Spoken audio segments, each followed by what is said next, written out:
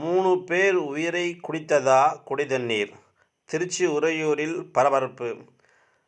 திருச்சி உறையூரைச் சேர்ந்த லதா வயசு 60, மருதாம்பாள் வயசு 85, பிரியங்கா வயசு 4 ஆகிய 3 பேரும் அடுத்தடுத்து உயிரிழந்ததாக, அந்த உயிரிழந்ததுக்கு காரணம் குடிதண்ணீர் சாக்கடை நீர் கலந்தது தான் காரணம் என்று அந்த ஊர் பகுதி மக்கள் குற்றம் சாட்டி வருகின்றனர். இந்த பகுதியில் கடந்த சில தினங்களாக குடிநீரில் சாக்கடை நீர் கலந்து கொண்டதாக புகார் எழுந்தது. திருச்சி உறையூரில் விநியோகிக்கப்படும் குடிநீரில் கழிவுநீர் கலந்ததால் 3 பேர் உயிரிழந்தனர். இதற்கு பாரதிய ஜனதா கட்சியை சேர்ந்த அண்ணாமலை தனது கண்டனத்தையும் தெரிவித்துள்ளார்.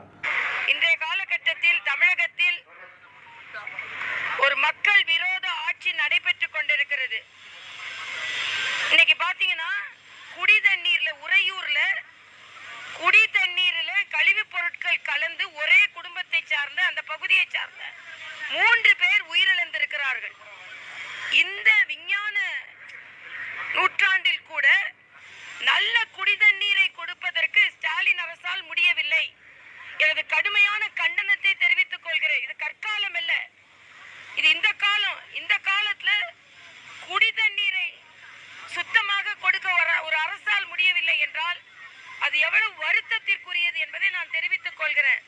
ஆக இப்படி மக்கள் மீது கவனம் செலுத்தாமல் ஆளுநர், போஸ்ட்மேனு, மற்றவர்கள் எல்லாம் எதுக்குமே பிரச்சனை உபயோகம் இல்லாதவர்கள் என்று பேசிக் கொண்டிருக்கிறார். ஆளுநர் போஸ்ட்மேனாக இருந்தால் நீங்கள் எதிர்கட்சியாக இருக்கும் பொழுது ஏன் அவரிடம் சென்று கோரிக்கைகளை வைத்தீர்கள்? ஏன் ராஜ்பவன் படிகளை மிதித்தீர்கள்? அப்ப எதிர்கட்சியா இருக்கும்போது ஆளுநர் வேணும், ஆளுங்கட்சியா இருக்கும்போது ஆளுநர் வேண்டாம்.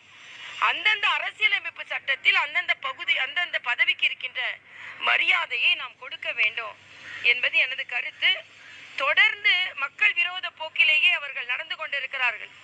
பள்ளியில கத்தி படிக்க வேண்டிய பள்ளி மாணவர்கள் கத்தியை கொண்டு வருகிறார்கள். இதெல்லாம் எவ்வளவு அறிவாற்றல்